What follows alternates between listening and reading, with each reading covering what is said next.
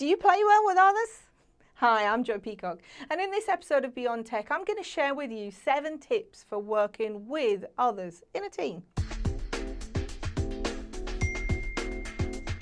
So number 1, my first tip has got to be, if you are in a team, get out there and socialize with your teammates, with your colleagues. I know that can be difficult for some people. Well, let's face it, we're not all social butterflies, and that can be a real challenge. But take the time to get out and socialize with your team.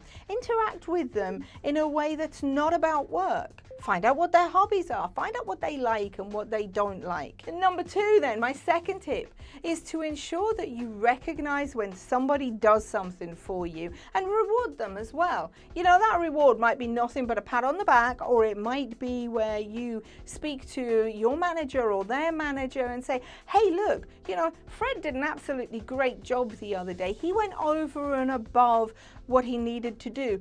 Can I do something for him? Or can you do something for him? It really just boils down to, don't forget to say thank you. Quite often we'll talk with somebody when something's gone wrong, but we don't often say thank you for what they do well for us, and the amount of effort and time that people have put into doing work on our behalf. I'm also going to say that we should, within a team, and this is my third tip, would be to facilitate open communication and use those collaboration tools that we have. We spend a lot of time, let's not ignore this pandemic that's happened within the world. We spend a lot of time in isolation, working with ourselves, and so collaboration tools have become really, really important to us, and that shouldn't disappear.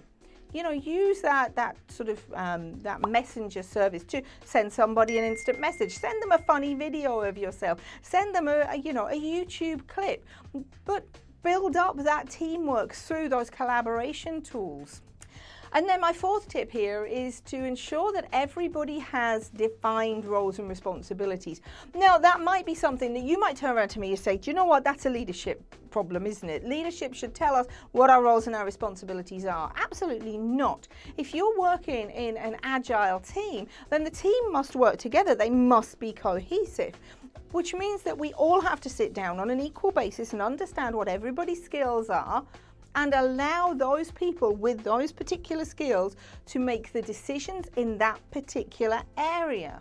Number 5 then, my 5th tip, is to deal with conflict quickly. And by quickly, I mean as soon as possible, and also get it out of the way quickly, as in, don't string it out. You don't need to have a 5-hour meeting to deal with a disagreement on a particular decision. Okay? Deal with it quickly. Have a very, very short meeting, but take the time first to calm down. Number 6 is to set yourself clear goals and make sure you communicate those goals. And as a leader, make sure that you have communicated the goals to everyone within your team. As a team, you should be working together to achieve a shared goal. You shouldn't be looking at your own goals and considering your own goals uniquely. Sure, we've all got our own personal goals. We've all got things that we want to achieve with our careers, for instance. But nevertheless, you should set clear goals for your personal goals, but you should also ensure that the team has clear goals as well. And my 7th tip, my last tip, is really for those who want to lead a team, but to be honest, it's going to be valuable for pretty much anybody. And that tip is to be a servant leader. A servant leader is somebody who leads from behind, somebody who encourages, leads from the bottom. They provide that foundation. If you're leading from behind, then you can see everything that's going on in front of you, and you're able to advise and even pick up the pieces if something goes wrong. If you're leading from in front, in a dictatorial type stance, then you can't see the chaos that's kind of happening behind you, which means that you don't really know what's happening. A true leader is a servant leader. Now, if you've got any additional tips on working within a team, and I'm sure you have, then I'd really like you to leave them in the comments below. And don't forget to subscribe, because there are more episodes of Beyond Tech from Zach and from me.